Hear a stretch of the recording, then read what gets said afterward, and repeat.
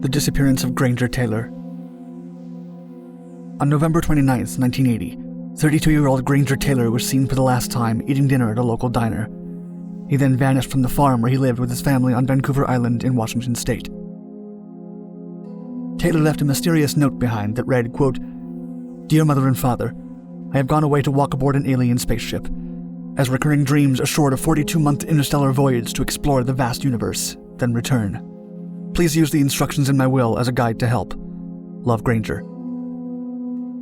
A map of unknown significance was drawn on the back of the letter, and the word death had been crossed out and replaced with the word departure. The strange circumstances of his disappearance didn't surprise his best friend, Robert Keller, with whom he built a life-size spaceship replica in his backyard. Granger Taylor was known in the community for being extremely handy at repairing vehicles and working on his own space-related mobility projects. Furthermore, he was also known for being an alien-fanatic and was obsessed with stories of UFOs and extraterrestrial sightings.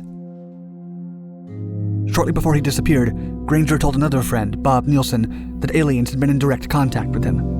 Nielsen recalled, quote, "He lay there and got mental communications with somebody from another galaxy. They were just talking to him in his mind." Several years after his disappearance, forestry workers stumbled on Taylor's truck, which appeared to have been blown up by dynamite. No other evidence was discovered at the scene, and Granger Taylor's unsettling trip remains unsolved. Some believe that the truck exploded from the heat of a spaceship taking off, while others think that the car may have accidentally or purposefully been destroyed by Granger himself. Mel Wiley. On July 30th, 1985, Hinckley Police Chief Mel Wiley was reported missing after failing to show up for a scheduled date with his girlfriend. His car was found abandoned in a Cleveland park, where he told her he had plans to meet with unidentified friends for a swim. His police badge, wallet, and belt were stacked on top of a neatly folded pile of clothes in the car. Although there were no signs of a struggle or foul play, mysterious clues around his disappearance began piling up. Wiley was not known to swim, and a friend, Jim Bigham, recalled, quote, "He had scars on his body, and he wouldn't be one to be displaying all that." Bigham, a police detective, also recounted that the last time the two spoke, Wiley asked detailed questions around police investigation procedures. Wiley claimed that it was research for a novel he was working on, but later Bigham wondered if his friend planned his disappearance. As part of his job, Wiley had access to all sorts of databases. According to Bigham, quote, "He could have assumed anybody's identity." Still, the police chief was remembered by those who knew him as a dedicated law enforcement professional. Adding to the mystery, reports surfaced that Wiley had expressed to his ex-wife a desire to move to California to pursue artistic endeavors.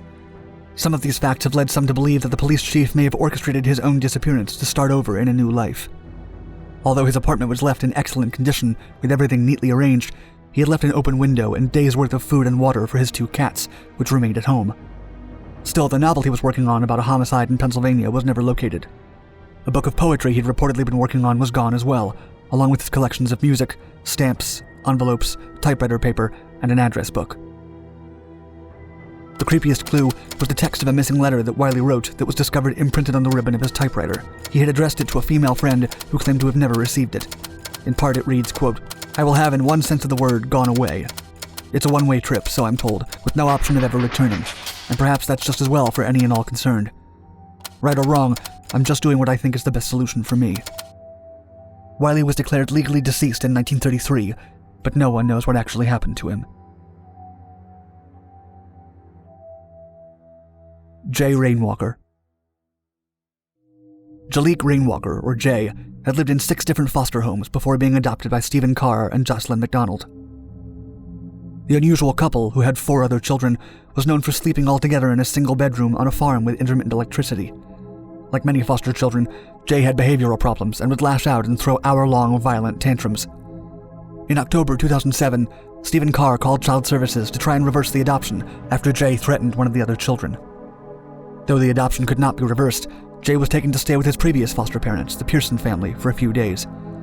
He returned home from the Pearsons on November 1st, 2007, but the next morning, he disappeared without a trace.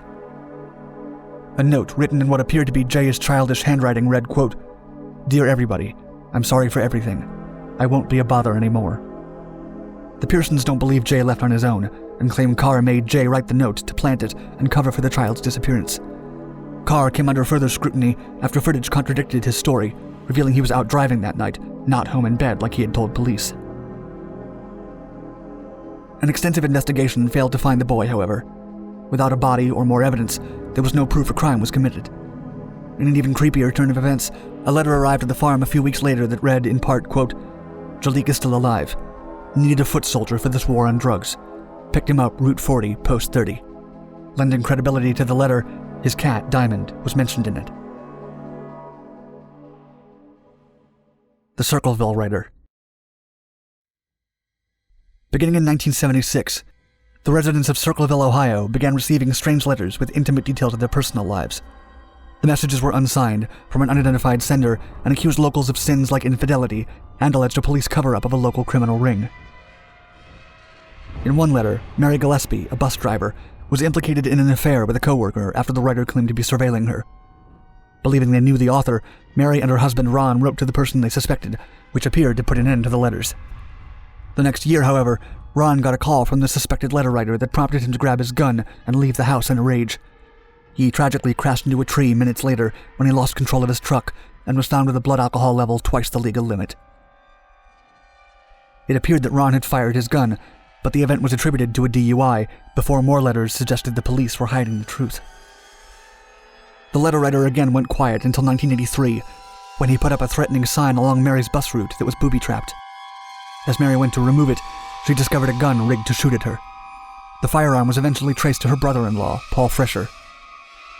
At trial, Paul was convicted of attempted murder after handwriting experts testified he was the author of the threatening letter. The defense suggested that another mystery man was witness near the scene, and more letters continued arriving while Paul was in jail. While investigating the case in 1994, the TV show Unsolved Mysteries received a final warning to scare others off the trail. In it, the writer wrote, quote, "Forget Circleville, Ohio. Do nothing to hurt Sheriff Radcliffe. If you come to Ohio, you El Sickos will pay." The Watcher. 3 days after buying a stately 6-bedroom, $1.3 million home in Westfield, New Jersey, the first of many letters arrived for the new owners, Derek and Maria Broaddus. They were from a mysterious person who identified themselves only as the Watcher. The first letter began innocently, saying, quote, "Dearest new neighbor at 657 Boulevard, allow me to welcome you to the neighborhood." But it quickly took a dark turn, an aggressive tone, demanding, quote, "Why are you here? I will find out." He continued, quote, "I am pleased to know your names and the names now of the young blood you have brought to me," an apparent reference to the family's children. The letters became more unusual and threatening as time went on, leaving the family afraid to move into the home. In one, the Watcher asked, quote, "Who has the rooms facing the street? It will help me know who is in which bedroom. Then I can plan better." In another, he explained, quote, "My grandfather watched the house in the 1920s, and my father watched in the 1960s. It is now my time. Do you know the history of the house? Do you know what lies within the walls of 657 Boulevard?" The letters never came with a return address, and the sender could not be identified. When they contacted the previous owners to ask whether they had ever received letters like the ones that came to them, the previous family confirmed they had received one before moving out. The previous family claimed it was the only letter, but some believe that this was a lie. It is thought that they may have kept the Watcher a secret to sell the house and pass on the disturbing issue to someone else. The creepiest parts were perhaps when the letters seemed to directly threaten the children, reading, quote, "It has been years and years since the young blood ruled the hallways of the house. Have you found all of the secrets it holds yet? Will the young blood play in the basement, or are they too afraid to go down there alone? I would be very afraid if I were them. It is far away from the rest of the house. If you were upstairs, you would never hear them scream." The new family was unable to sell the home after the story was publicized, and they sued its previous owners for failing to disclose this creepy detail. 3 years later, periodic letters continue to arrive. However, there are no persons of interest, and the police are still investigating the case.